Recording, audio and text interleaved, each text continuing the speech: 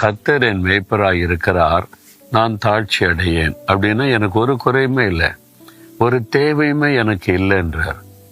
I shell not want, எனக்கு எந்த ஒரு தேவையும் இல்லை, குறைவும் இல்லை. என்ன கர்த்தர் எனக்கு மேய்ப்பராக இருக்கிறார். எனக்கு வாழ்க்கையில மனுஷனுக்கு ஒரு தேவை இருக்குதானே செய்யும். ஆனா அவர் சொல்றாரு எனக்கு ஒரு தேவை இல்லை. ஏன்? எல்லாமாக இயேசு இருக்கிறார்ல, எனக்கு ஒரு நல்ல மேய்ப்பனா இருக்கிறார்ல. ஆண்டவர் சொல்லுகிறார், நான் உன் நுகத்தடியை முறித்து, யார் யாருக்கு என்னென்ன கஷ்டம் இருக்குதோ அந்த கஷ்டம், அதான் அந்த நுகத்தடியை ஆண்டவர் என்ன சொல்லுகிறான், நான் முறிப்பேன். ஆண்டவர் சொன்னதுதான், மனுஷன் போல ஏமாற்ற மாட்டார். நுகத்தடியை முறித்து உன் கட்டுகளை அறுத்தேன்.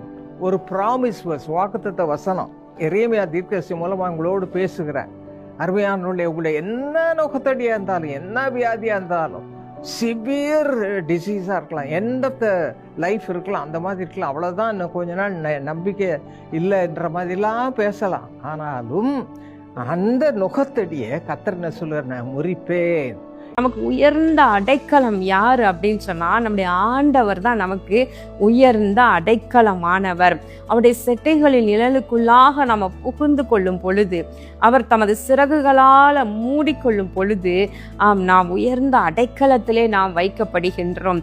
உன்னதமானவரின் மறைவில் இருக்கிறவன் சர்வ வல்லவருடைய நிழலை தங்குவான் என்று சங்கீதம் 91 எழுதியிருக்கிறது போல, நாம் கர்த்தருடைய செட்டைகள் நிழல்ல இருப்போமானால் அது நமக்கு உயர்ந்த அடைக்கலம்.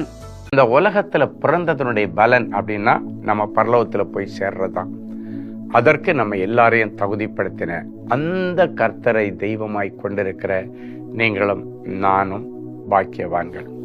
அன்றைக்கு அவர் நன்மை செய்கிறவராய் சுத்தி திரிந்த நாட்கள்ல யார் யாருக்கு என்ன கஷ்டமோ என்ன பிரச்சனையோட இருக்கிறாங்களோ அந்த இடத்துல நின்று அவங்களுக்காக உதவி செய்திருக்கிறார். ஒரு கல்யாண வீட்டுக்கு போனாரு, அவமானம் இல்லாதபடிக்கு ஒரு அற்புதத்தை செய்து அவங்களுடைய வாழ்க்கை ஆரம்பிக்கும் பொழுதே கௌரவமாய் ஆரம்பிக்க ஆண்டவர் உதவி செய்தார். மனாசே என்கிற ஒருவனுடைய செயல்னால யூதா முழுவதையும் தள்ளணும்னு நினைச்சிட்டார். எனவே ஒரு காரியத்தை நம்ம செய்யும் போது ஆமேன், அது நம்மை மட்டுமல்ல, நம்மை சார்ந்திருக்கிறவர்களையும் அது பாதிக்கும் என்பதை மனதில் வைத்து தேவன் தருகிற அனுக்கிரக காலம், அந்த கிருபையின் காலத்திலேயே நாம் நம்முடைய கிரியைகளை சரி செய்து தேவனோடு ஒப்புரவாக பழகுவோம். ஆமேன்.